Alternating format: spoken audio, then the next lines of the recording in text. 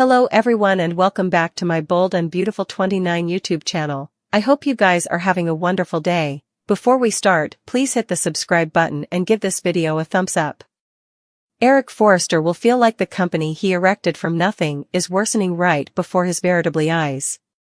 It'll take a risk on Eric, so Steffi Forrester and Ridge Forrester will get decreasingly concerned about this whole fire. Eric has faced some health issues in the history, so Ridge and Steffi may sweat this could be get a reversal for him. It's been hard for all the Forresters to watch Carter Walton steal control of Forrester Creations, with Hope Logan cheering him on. Of course, effects are about to get indeed tougher. Formerly Carter puts his coming big idea in stir.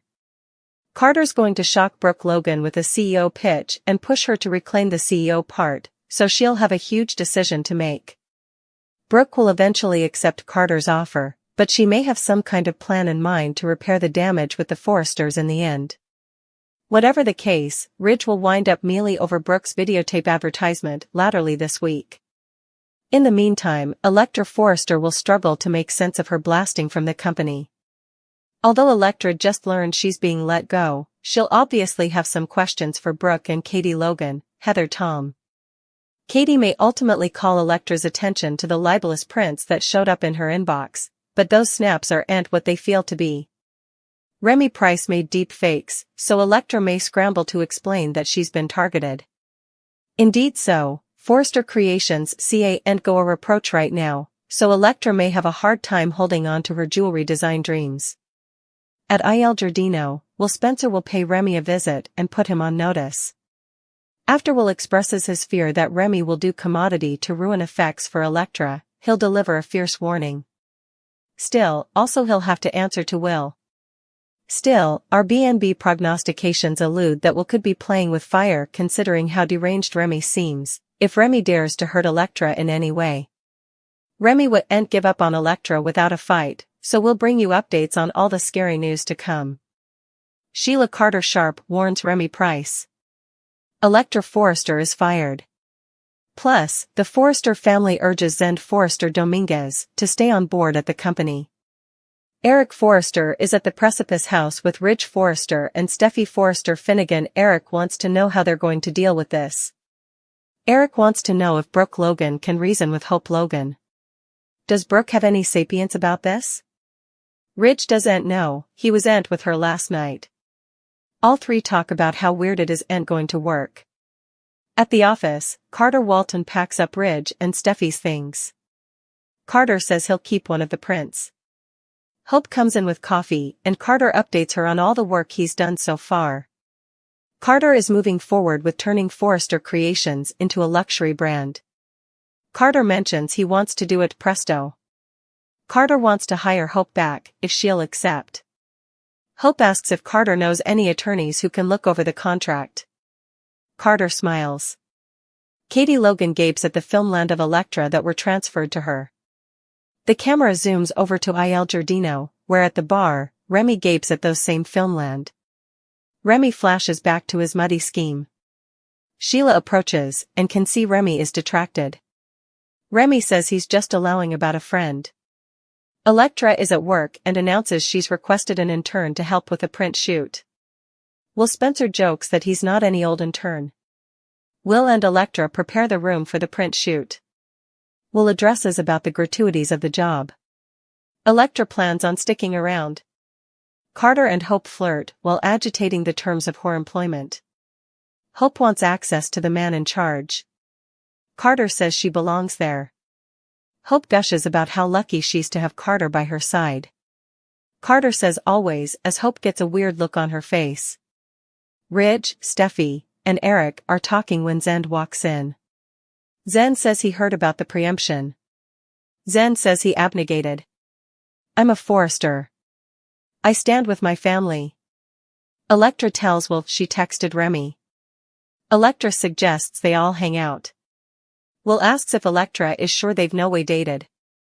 Electra says he's just always been a really probative friend. Electra doesn't want to hurt Remy's passions. Brook enters Katie's office. Katie texted her. Brook didn't sleep well. Ridge no way came home.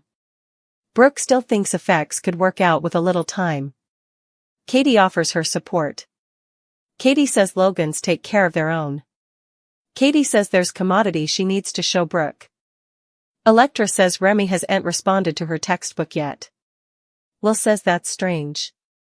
Electra says Remy was always a nonconformer. Will suggests Electra pities Remy. Electra awkwardly says no, they were both nerds in high academy.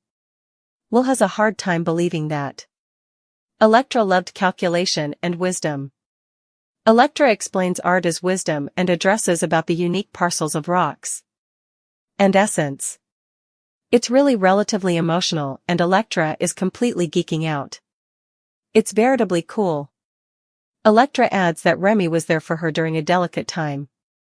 Remy says he's just checking on a friend online. Remy complains about people posting about their regale on social media. Sheila reasons that it's important if that regale is from Il Giardino. Remy tries to smooth effects over. Sheila angrily suggests Remy get back to work because Deacon Sharp doesn't like a shirker. Remy knows he's on veritably thin ice, but returns to his phone anyway. Katie says she got in dispatch with Prince of Electra. Katie shows Brook the prince.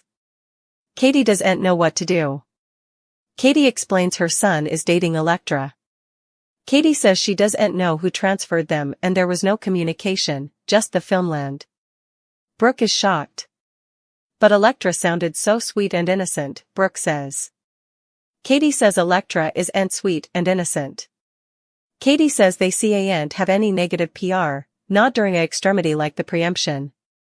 Brook agrees. Brook says that Electra has to be terminated. Carter is going to completely fund Hope for the future. Carter says they're going each in. Hope promises not to let Carter down. Ivy Forrester knocks and enters. Ivy heard the news. Carter says it wouldn't affect the jewelry line. Ivy asks if she's supposed to come to Carter for blessing now. Carter says yes. Ivy admits this is awkward as she's a Forrester. How do Eric, Ridge, and Steffi feel about this? Zen tells Eric, Ridge, and Steffi about Carter and Hope trying to keep him on board. Ridge thanks Zen for his fidelity. Steffi suggests Zen review. Ridge clarifies that they need someone on the inside until they can take Forrester Creations back.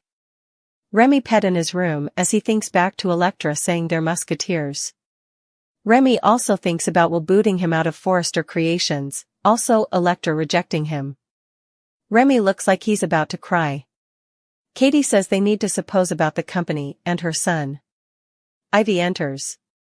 Katie says they need to fire Electra. Carter wants to control the narrative before the Forrester family can put their spin on it. Carter predicts there will be fallout. Carter says they're on their own. Zen is shocked. Zen doesn't know if he can work with Carter and Hope after what they did. Everyone tries to change Zen's mind and explain how he'd be an idol. Steffi predicts the preemption wouldn't last long. Ivy is confused and addresses about Electra's gift. Katie admits that Electra's work is awful. Katie says that Electra isn't a good fit for the company. Ivy isn't buying it. Ivy wants a real reason. Electra enters. Katie says that Electra is fired. Electra's eyes widen and her mouth drops open in shock as portentous music plays in the background. Remy smirks to himself as he says in a sing-song voice, "Say farewell to Will." Carter wants Hope to be part of taking Forrester into the future. Carter values her opinion.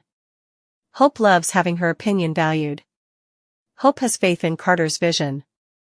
Hope shafts at Carter. Carter needs a good CEO. Carter is managing the LLC and expanding the brand, but someone differently needs to run the day-to-day. Carter thinks he knows the perfect person. Eric suggests they stick together. They're fighters. Ridge talks about Carter's sins, he doesn't understand fashion. Ridge and Steffi prognosticate that Carter and Hope will fail. Carter suggests Brook as CEO. Hope is overjoyed. Hope says it's brilliant. Hope kisses Carter.